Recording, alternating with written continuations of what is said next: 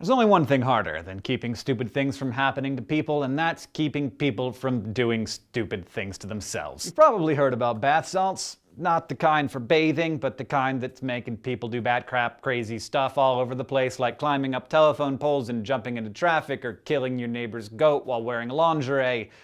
Those are things that actually happen. But the important question is why? And also, why? Bath salts are an amphetamine-like drug that got their start in the UK as a club drug, basically a cheap alternative to ecstasy. They've only become a problem in the United States in the past couple of years. In 2011, over 6,100 emergencies involving bath salts were reported by poison control centers, up from 303 cases in just 2010, just a year before. Suddenly, emergency rooms all over the country have been seeing people who snorted or smoked or injected or ate something that made them act so psychotic that even large doses of sedatives couldn't calm them down. Some of these people could only be knocked out by general anesthesia.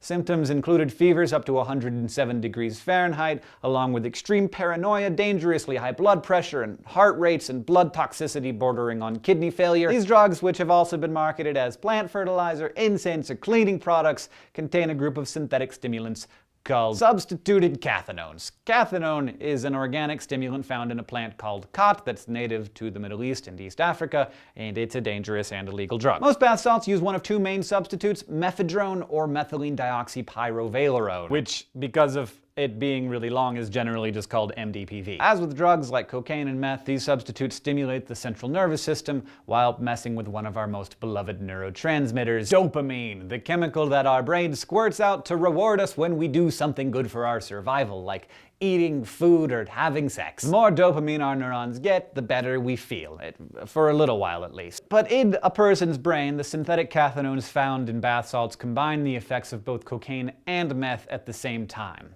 On one hand, they block the reabsorption of excess dopamine that's floating around among your neurons, just like coke does. On the other hand, they boost the production of even more dopamine, like meth does. Now, with a brain drowning in dopamine, it becomes so overstimulated, some bath salts highs, or hells as it were, can go on for days, and your brain can't get a break. And if you've ever even gone a day without sleeping, you know how crazy that can make you. So add that to paranoia, panic attacks, mood swings, and you too might start stabbing goats. At this point, the main ingredients of most bath salts have been banned in at least 41 states, but bath salt cookers, just like crystal meth cookers, are trying to get around the law by concocting different but similar chemicals that have the same effect, basically inventing new cathinone substitutes. That means that in addition to destroying people's brains, hearts, and lives, these drug makers are using the users as human guinea pigs for a profit.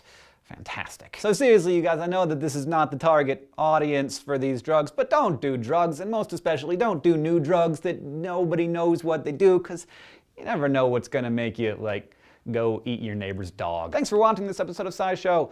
Fascinating, but also scary and unfortunate that we had to cover this topic. If you want to keep getting smarter with us, you can go to youtube.com/scishow and subscribe. And if you have anything else that you'd like us to cover or talk about, or just questions to ask, we're always on Facebook or Twitter, or of course, in the comments below.